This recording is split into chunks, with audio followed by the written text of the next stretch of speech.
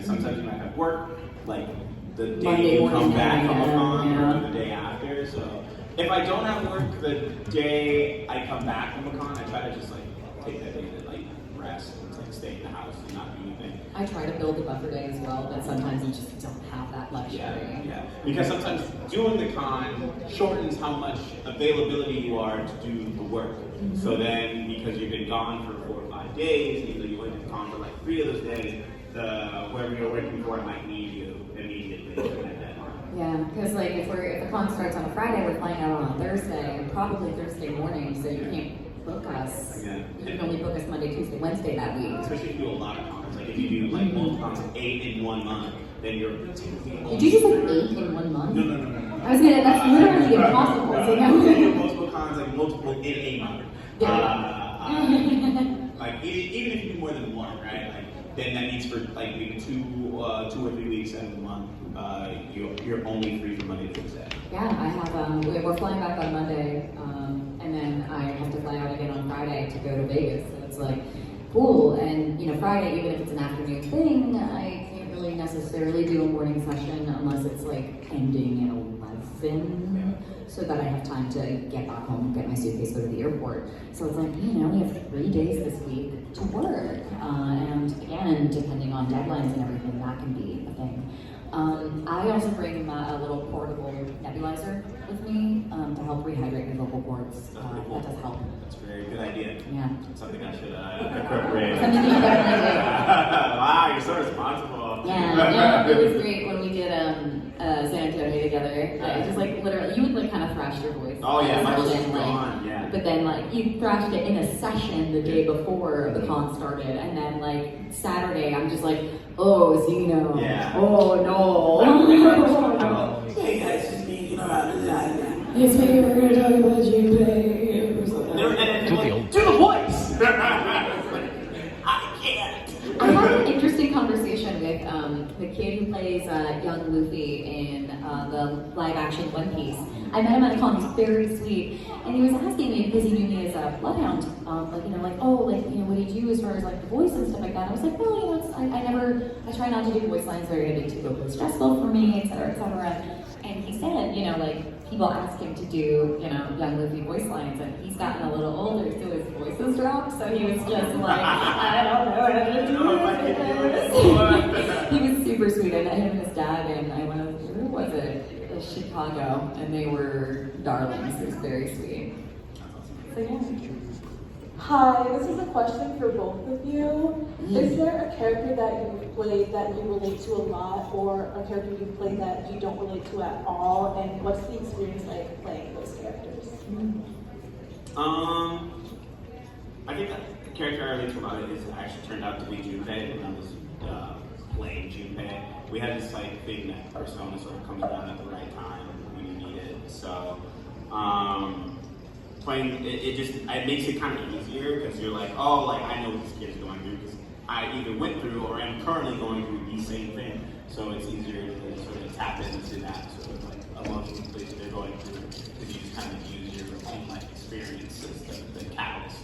I don't know who I play that like kind of isn't like me. I feel like I end up getting a lot of characters that end up being in some way, shape, or form connected to me, and that's how I end up playing them.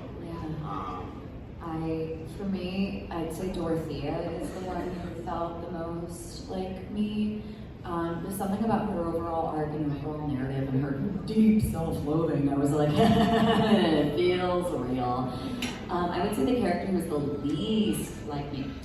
Ooh, who's texting me? It's a company going like, hey, we have a sale going, so nice. we're gonna silence that. I would say the character who's the least like me is from a game called Ether Gazer. I play a character named Heimdall, and oh my god, they were like, yeah, she is deeply unemotional, and I was like, and the first lines that we recorded were a confrontation between her and another character. And I was just like, I don't know how to play this with zero emotions. Like, I don't know how to be angry without being angry. Because anytime I was like, I would put a little bit of heat into it, the client would be like, no. And I was like, I don't know how to It's too emotional. I think I found it eventually, but I just had to like literally imagine myself like not moving, not doing anything. And I don't even know if I did it right because every instinct felt wrong to me. But they were happy, so I'm like, okay. Hello. The question is both of you guys. I know with Zeno, you started with like Alan Albright, but like, what got you started on that voice acting path? Like, was there, did you do drama? Was there a specific job offering that you just started being on that way? Yeah, I did. I started getting into acting in middle school after seeing a play, and my elective or my the extracurricular I had was art at the time. So I immediately went to my counselor. I was like, I want to switch to whatever that was. Yeah, they're like, you can't do it now, but you can do it next semester. So I had to wait until the semester was over to switch my elective. And then my mom heard a ad on the radio for like a little acting program for kids. So she enrolled me, and then I auditioned. After like 10 weeks of training, I auditioned in front of like 10 or 12 agents. I had this monologue that I wrote that I used in my audition. And 2 agents were interested, one agent being the one who eventually signed me. That agency went on to send me the audition for Ben 10 Hero Generation, which would become Ben 10 Alien Force, and that's like sort of how I got started. And then I met Yuri Lowenthal and all these other professional voice actors, and that's when I learned that anime was also a voice acting thing you could do. I was like actively watching Naruto at that time. Yeah, that's kind of how I got started. It was like that complicated process. I got bit by the fear bug in middle school, and I pivoted from astrophysics to that. You pivoted from astrophysics? I was You were an astrophysicist? I was not an astrophysicist, but You were I a budding I was an astrophysicist. aspiring astrophysicist. And you said, no, I want to do weeb stuff. Yeah. It's great because this was, I graduated from high school in, boy, I'm dating myself, 2006. And I know.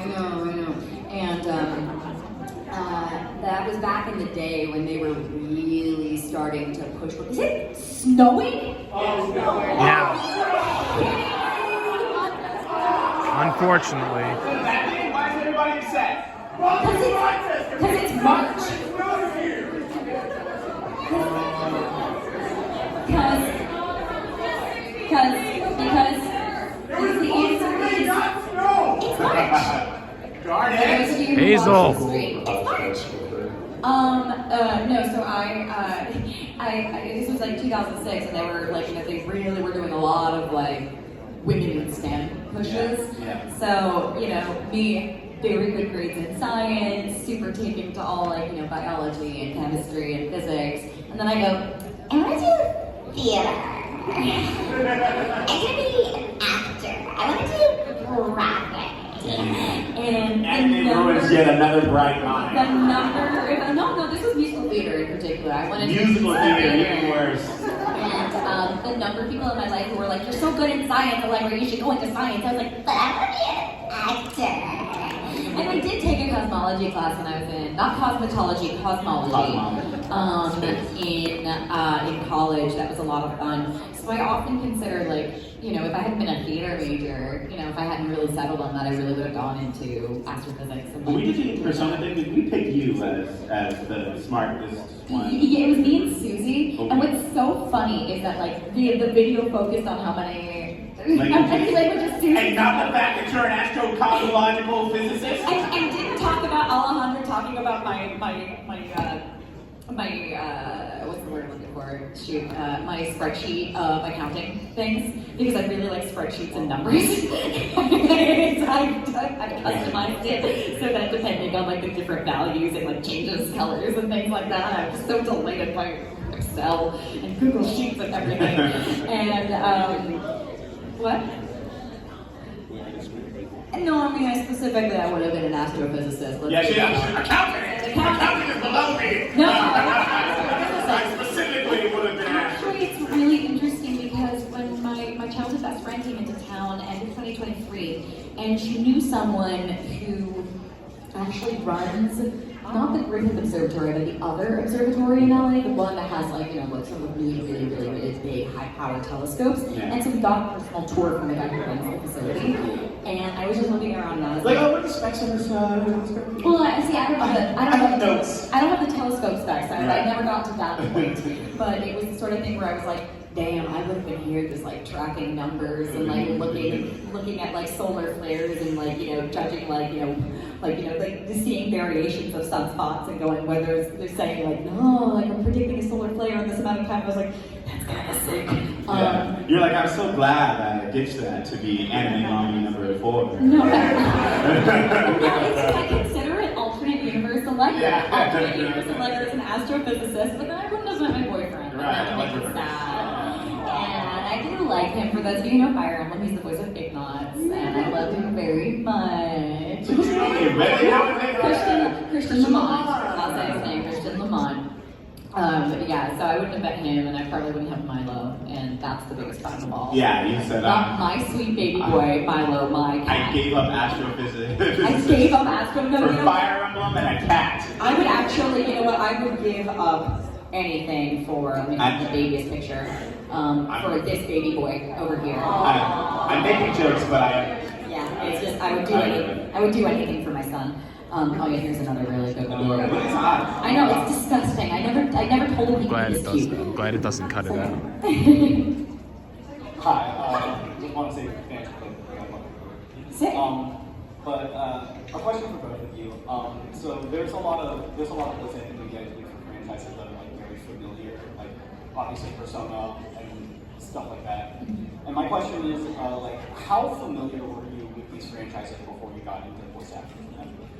Incredibly, I think like a lot of the times if I get cast in something that I already know I'm familiar with, people go, how did you prepare? And I'm always like, life experience. Like, I grew up on Dragon Ball, and then you end up on Dragon Ball, and then they're like Scream, and I'm like, I grew up imitating these streams for fun. Like now I get to do it for work. That'll be forever in the universe, forever on the tape.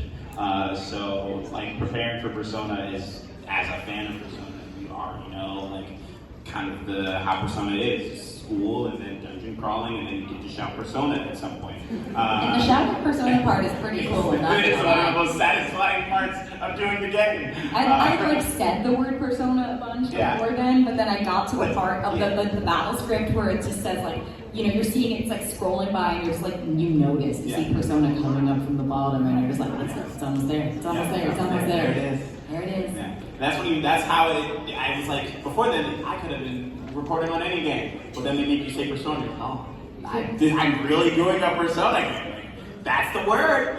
Roll credits. It really is. It's like sometimes if there's like a really iconic phrase in something and you get to say it yourself, I was just like, you know, your eyes water a little bit. Yeah. You're just like, oh my god, I get to do the It's pretty crazy. For Persona, I'd only played 5, but I loved 5, and I had been thinking like, oh, maybe I want to like dive into some of the earlier ones, and then I got the audition for Reload, and I was like, I think I'm gonna wait. Yeah. I started with 3, and then I played 5. I skipped 4 because I was too happy, and I played 2. Sorry. There's a how? Yeah. I was like, I want happy 4. And 3 is all about death. Why would I want to? I'm used to that. Where's my existentialism? Yeah, there's plenty of existentialism in 3. That's Christian's favorite. Yeah, that's why 3 is my favorite. Other thing, my very first video game was Dragon Age Inquisition, and I was a huge fan of the Dragon Age franchise before that. So, and then when I worked on Mass Effect as well, it was like, you do not have to explain any of these terms for me. So like when they were like explaining I could see Carolyn Livingston like preparing to explain the significance of female Krogan actually getting like successfully, well, not pregnant, because, you know, reptile, but close enough. And she was just like, oh wait, you already know this. I was like, I do. I know it. I do. You don't have to explain it to me. So, in a lot of ways, they were just like, oh yeah, it's easy. But then sometimes I play a bit character in Inquisition, and I have a line mentioning Paradon Iduken or Paradon Kadash, and like Iduken was like my canon for Dragon Age Origins, and I was just like, hold on, I need a second. I need a second to think about like Paradon Iduken statue right now. I'm just like, Caroline's like, all right, can we do the line? I was like, Yeah. Whenever you're ready. Easy.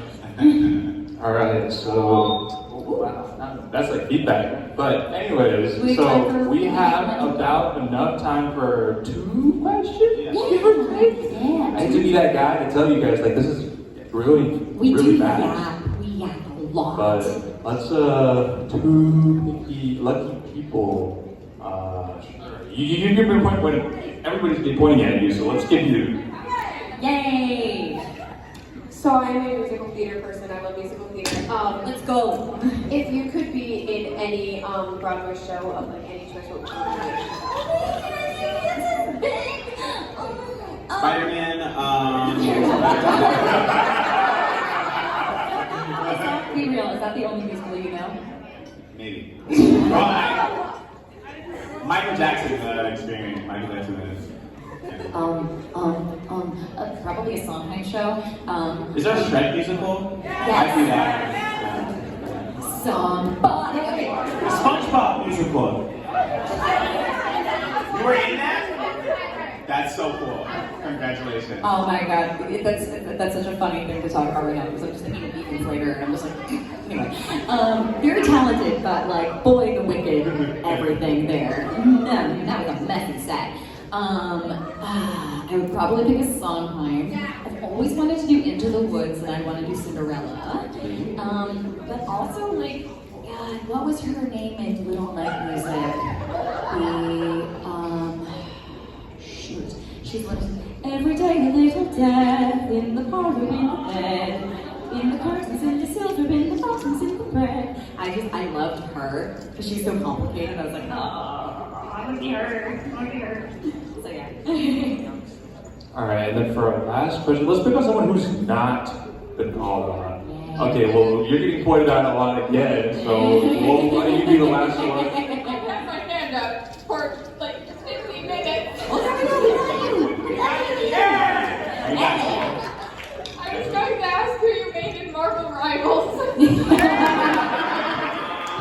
No one, I don't play it. So if I am DPS, I usually main Star-Lord, or my other DPS character. I'm getting really good with Mr. Fantastic. I usually play healer though because people always talk DPS. Who's your normal healer? My regular healer, Mantis. Manti is my girl. Or Cloak and Dagger. I know I Cloak and Dagger. Yeah, Cloak and Dagger. They're just a very, very well-rounded unit. My best friend's husband plays Jeff the Land Shark, and I love that. I hate Jeff the Land Shark. What is wrong with you? Jeff the Land Shark, he goes, yeah, yeah, and then he eats your entire team, and then he takes you guys off the map, and then no matter how vertically high you are, he still eats you somehow. It's so annoying, and it's fast. And I hate him, I hate him, I hate him. I hate Scarlet Witch, and I hate Iron Fist. The worst Iron Fist is Iron Steven Blue's Iron Fist, and I hate it. Do you tell him this all the time? I told him literally last week, I said, I'm sorry, I hate you. I'm sorry, I hate you. Oh my goodness. I'm so sorry, but not sorry. It's okay, I get it. Scarlet Witch I hate the most. I think she's the hackiest, most whack Damn. unit. She just she'll get you from half the map, and then there's nothing you can do. And then if you hit her, she's just gonna disappear. And she gets 2 for some reason. I don't understand why she should get 2. Like, and then she can just disappear, and then heal, and then throw a bomb in. Who? Yeah, Hella's whack too. Hella's whack. Hella's too strong. They need to nerf her. He is so worked up right now. This is amazing. Anyway, just for that, I want to learn Jeff the Land Shark. You should. Yeah, I think you'll like him. I don't like him. Oh, see, I don't like PvP though, so I will not actually play. Why don't you like I like PvE and I like collaborative games. I like You can just collab with your team to absolutely destroy the other team. Yeah, see, like, I don't want to fight other people. I only want to play with my friends. I want to You do play with your lethal. friends? I just want to do lethal company and like go in and then just get like the bracket is always stalking me because he loves me for some reason and I curse him out and everyone goes, that's Amelie's husband. I'm like, well, Amelie can take her man's back because I don't want him. That bracket is just like, he will not leave me alone. And I'm just like, can you go away right now? Can you just leave? We also play with the mimic mods, like really aggressively. And we have it so that the audio, it like records our audio, which means sometimes we get like the best things, like the best clips, which is what It's March comes from. But also recently we were playing and I just like, I'm walking through freaking mines on I don't even know what moon. And all of a sudden I hear in the distance, and I need you now tonight. I need you more than ever. And I was like, oh, sing it, Mimic, all right. And then she just like sassed me back immediately. I was like, this is amazing. When they somehow, when it sounds like they're actually answering you in some capacity. Camden's mimic caught him like running around, and Camden was like freaking out. And then I think his mimic was like, that's messy. And I was like, oh my God. And we were all dead, so we were just watching it. And I was like, damn, that's rough, buddy. Another time his mimic went, dun dun dun. All right, well, I hate to be that guy, but let's get a round of applause. Thank you guys for coming. Wonderful conversation. I'm so glad we talked about Marvel. Anyways, so we're done here. There's going to be signings after they get a break. But thanks everyone, all the attendees for coming to attend and being so participative.